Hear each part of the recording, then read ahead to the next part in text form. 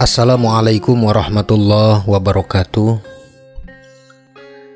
Para mitra kaum dangu, alhamdulillah tepang deui sareng simkuring Encing Adnan dina gelaran dongeng Sunda anu bade neraskeun hancat carita Mang Sobri dina bagean ke-18 para mitra. Dina ieu carita sagala reka anana ngan saukur carita fiksi anu pamugi janten hiburan kangge urang sadaya nyaeta dina wayahan istirahat. Kukituna bilih dina cara cumarita simkuring seueur kalepatan nyuhun dihapunten kusadayana, maklum sok sakapeung aya wae sugan kasamianana dina gelaran ngaran atanapi tempat anu diangge kangge nyampurnakeunana ieu reka carita para mitra. Kukituna supados tong nyangkolong teuing kana waktos, mangga urang kersakeun wae kangge ngadangukeun ieu carita Mang Sobri dina bagean ke-18 para mitra. Wilujeng ngadangukeun. Yu ah.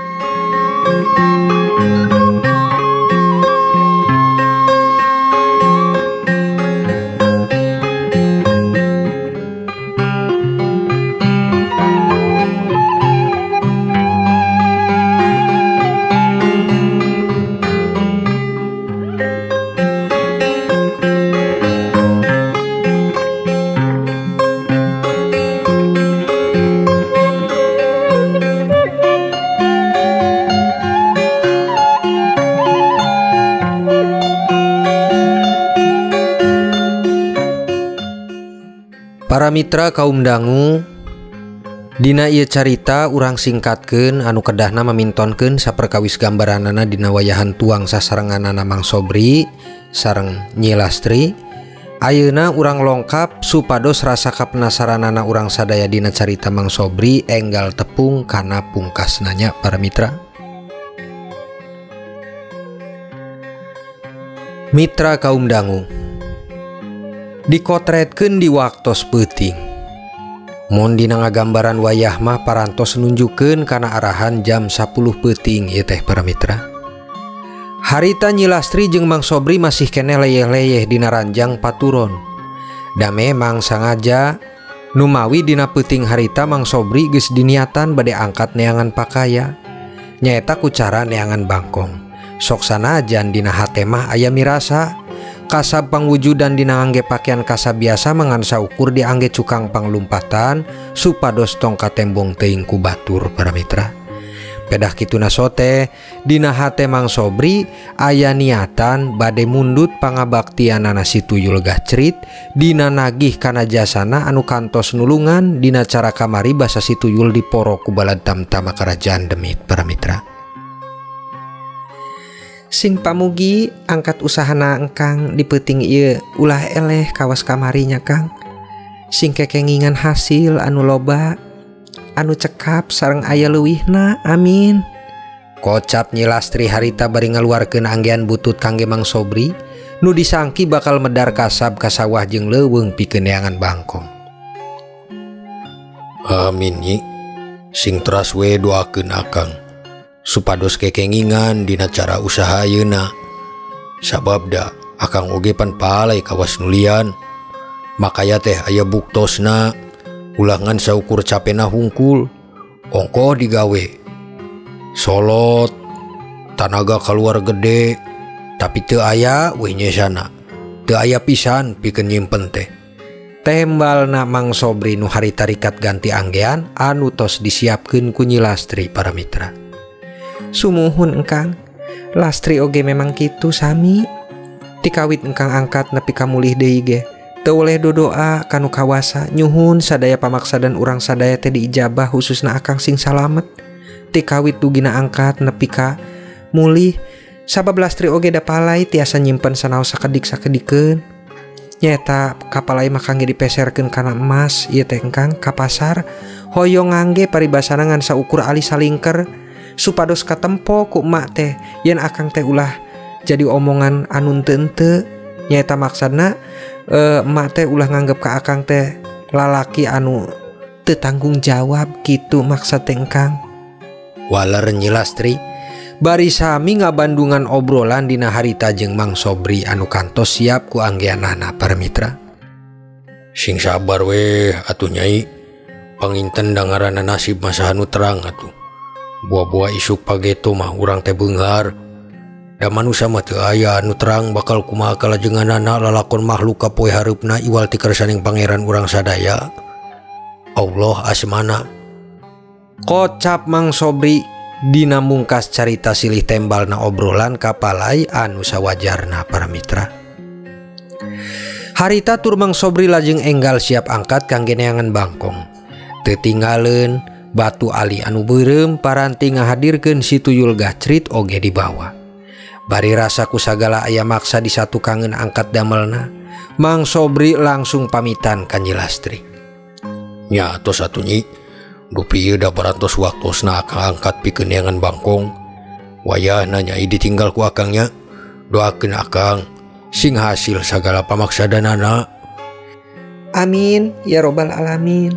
Mangga engkang, Lastri bade kulem heula. Sareng panto tukang mah ukur ditulakan ti luhur da sapertos kamari, janten mun akang dongkap teh tiasa mukakeun sorangan. Harita Mang Sobri angkat ka paguritan para mitra. Saprakna di paguritan, tur kembu anu nyangkol di tangkal nangka langsung dicangklek kana tak-takna. Bari sepul bako lintingan anu nuju diudud Mang Sobri ngadigdig ka arah lawangan pager nu brasna ka arah sawah para mitra.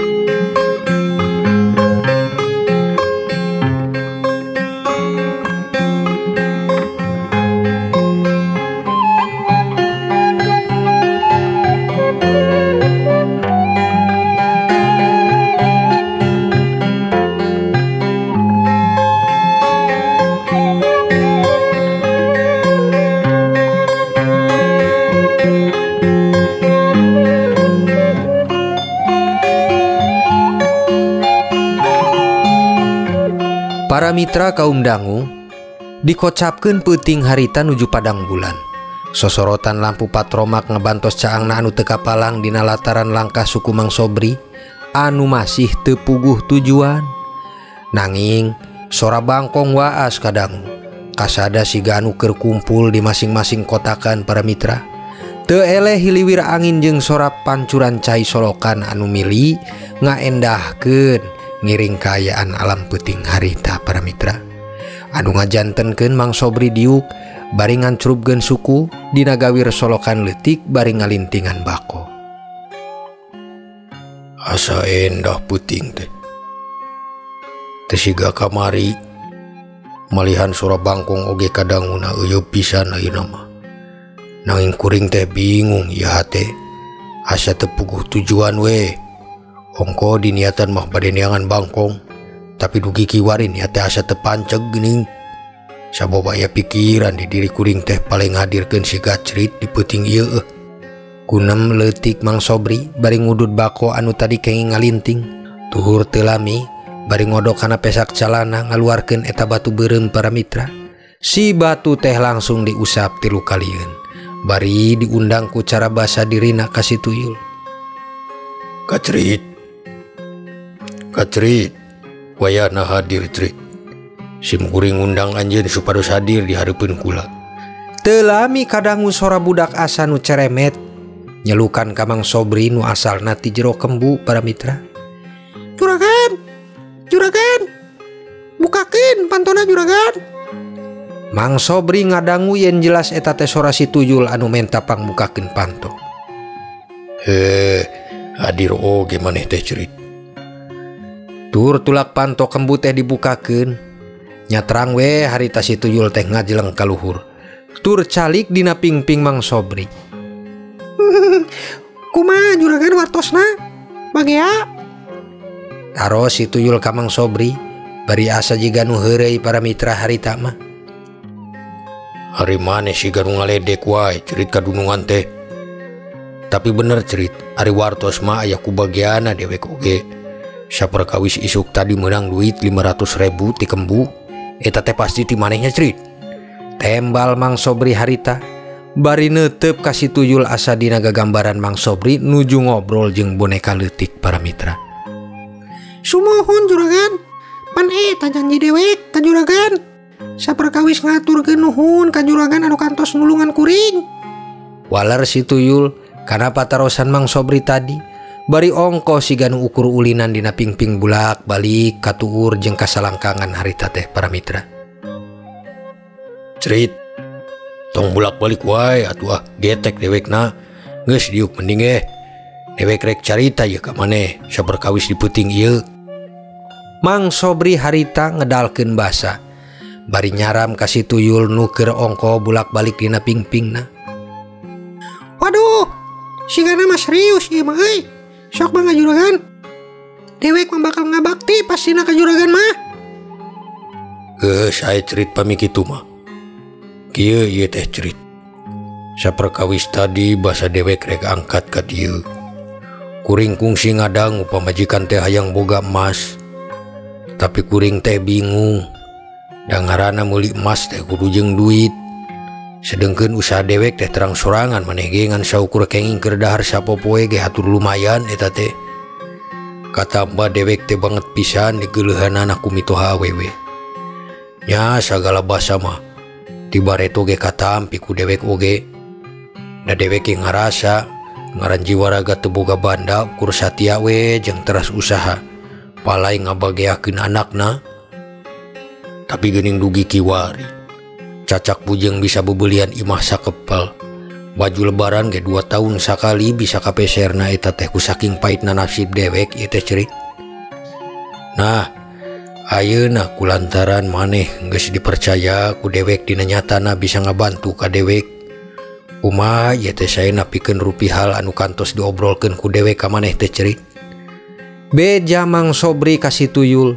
Dina sagala unak-unakna anu salami ieu dirasakeun para mitra. Nu miharep kenging jawaban anu ngandung ubar panimu dina kabingung nasib kiwari. Tuhnya butuh oge ayeuna mah ka dewek. Teu siga cara kamari peuting nyebutkeun najis ka dewek. Moal rek menta sagala-gala ka dewek. Tapi buktosna pan lain. Da kitu ari manusia mah geus biasa dewek malah ngarti kenapa butuhna. Walar si tuyul bari ngulaskeun omongan basa peuting kamari ka Mang Sobri para mitra. Ya atuh kumaha cerit. Ngaran ari geus kieu mah komo pisan maneh oge pan anu ngajangjian ka dewek rek ngabakti kalawan moal nuntutan naon. Wajar atuh. Ayeuna mun dewek boga kahayang sabab eta mah bongan sa tadina. Maneh anu nyanggakeunana. Tembal Mang Sobri bari ngawalikeun deui omongan si tuyul para mitra. Sumohon juragan sumohon. Ngarumasakeun dewek oge lah. Tapi dewek mah bakal naon wae anu dipenta ku juragan ge siap pokona mah ngabakti. Nu hartosna kuring mah bakal nepatan kana janji kana naon anu kantos disanggupan ku dewek dina sagala rupihalna pamenta di dinya. Komo kana perkawis dunya atuh ahlina dewek mah dina urusan kieu mah gan. Mang Sobri asa kubingah para mitra. Katingal kumisna rada nyiwir ka luhur nu nandakeun seuri dina ngadangu waleran si tuyul tadi.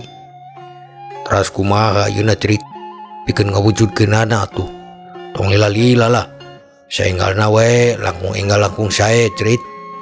Kocap Mang Sobri harita ku geus teu sabar dina nyatana palai saenggalna kenging buktos para mitra tina kasanggupanana eta si tuyul. Nyatong hayang grabag-grubuk ieu atuh ah. Tenang we juragan tenang. Serahkeun ka dewek urusan kieu mah. Ayeuna mah kieu. Sok ta cokot eta batu anu aya tambakan galengan. Ta cokot. Cokot anu panggedena asupkeun ka kembu. Teras dewek oge rek asup ngiring ka kembu. Isuk mun pamajikan anu nempo ieu batu bejaan ka mapanjikan. Eta batu teh luarna hungkul, jerona mah emas gelondongan gitunya. Saya ibarat kacang taneuh mah aya kulitan teh. Istuning ia batu mun isuk dipecahkeun bakal jadi emas. Mangga salajengna mah sim kuring mah nyerahkeun ka juragan perkawis ka dituna. Sugan bade diical mangga. Keur meuli sagala anu dipikahayang bade dipikeun deui oge mangga. Ngan hiji dewek mah nitipkeun ulah poho ka dewek. Nu kawajiban didinya tos nyanggupan yen dewek teh bakal dibawa sok sanaos dina engkena juragan tos janten jelema beunghar. Ya. Tegas si Tuyul bari mungkaskeun panitipan omongan ka Mang Sobri para mitra. Atuh Mang Sobri ge bingah taya papadana dina nampi kasanggupanana eta si Tuyul nu rek ngajiadkeun batu janten emas. Brai-brai gagambaran dunia anu tos minuhan dina pikiranana, janten ngapohokeun ka sagala kalebet cara aturan agama. Nu bener ari maneh teh cerit, yakin temenan ieu teh bakal jadi emas eta batu. Bisa beunghar ngadadak atuh sim kuring pamikitu nyata nama cerit. Sing percaya ka dewek juragan. Irah si dewek ngabohong ka juragan ti saprakna urang kenal. Data ajan pisan pan. Sok turutan we naon anu ku dewek dititah bieu. Atuh siap cerit pamikitu mah. Dewek rek sakalian we rek nyokot anu panggedena eta batu lah. Mang Sobri harita tur langsung nyandak kana eta batu anu pangageungna para mitra. Anu harita janten panambak cai dina galengan sawah batur. Tur batu teh dikupiak ku cai wahangan. Teras dilebetkeun ka kembu bari dituturkeun ku si Tuyul dina tungtungna.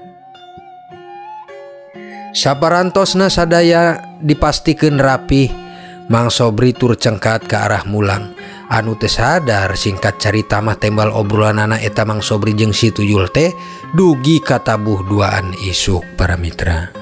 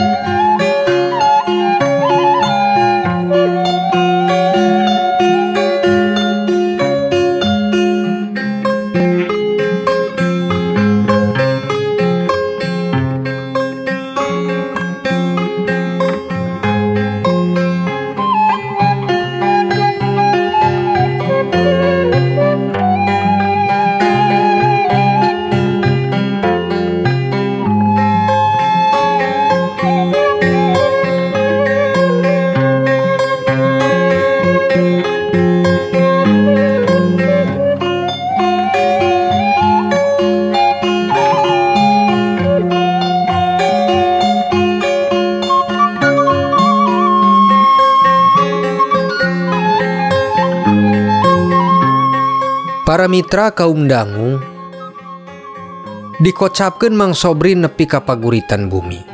Sora lolongan anjing di alas bulang welan kadangu nu kalersan kabawa arahan ku angin peuting nu ngahaliwir. Daun di tangkal nangka oyag-oyagan, pedah katebakna angin dina mangsa harita. Gancang Mang Sobri nendeunkeun kembu di tempat biasanya eta dicangkolkeun di tangkal nangka. Teras dituluykeun ku ngumbah awak dina niat bebersihna diri tina anggian anu dipake. Ngan ayeuna mah teu balokot teuing siga kamari. Sabab di peuting ieu mah Mang Sobri teu apruk-aprukan, nanging ngobrol sapamundut jeung makhluk tuyul anu diingona teh. Gancang carita Mang Sobri langsung ka jero. Teu kakantun sakapeung mah ngareret deui aya dua balikan kasageliteran paguritan. Sok bilih aya anjing kampung nu liar, sok norobos kana bilik pakarangan butut. Anu antupna sakapeung mah sok ngaruksak oge ka sagala barang anu aya di paguritan. Kitu para mitra.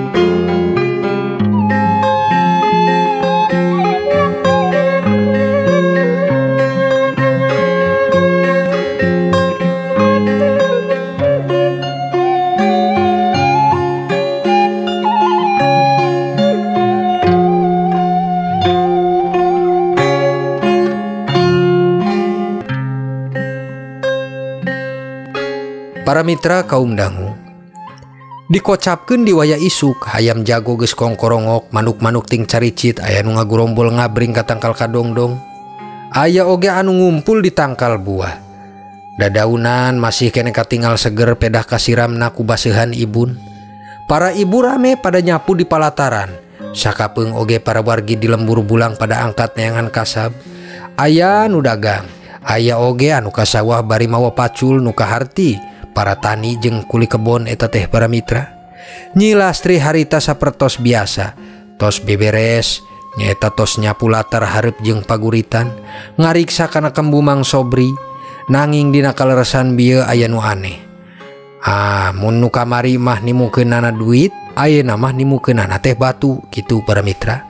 Bari ku heran, coba diangkat batu teh, disidik-sidik ku teu aya aneh napisan eta batu da sapertos batu biasa. Ari Kang Sobri nanaonan, batu nepi ka diasupkeun sagala ka kembu. Siga teh aya gawe. Tapi aya ku mendingna paminu di kembu batu mah, da ari kamari mah duit mantak diparios oge. Mun ayeuna duit deui mah berarti kabangetan. Nyi Lastri ngagurutu siga nu teu aya kaherana pisan. Pikiranana malah luas ngerasa aman yen dipikirna panginten duit hasil nimbang bangkong di peuting tadi tos diampihan ku Mang Sobri para mitra. Berarti peuting ieu mah duitna ge diampihan meureun ku Kang Sobri.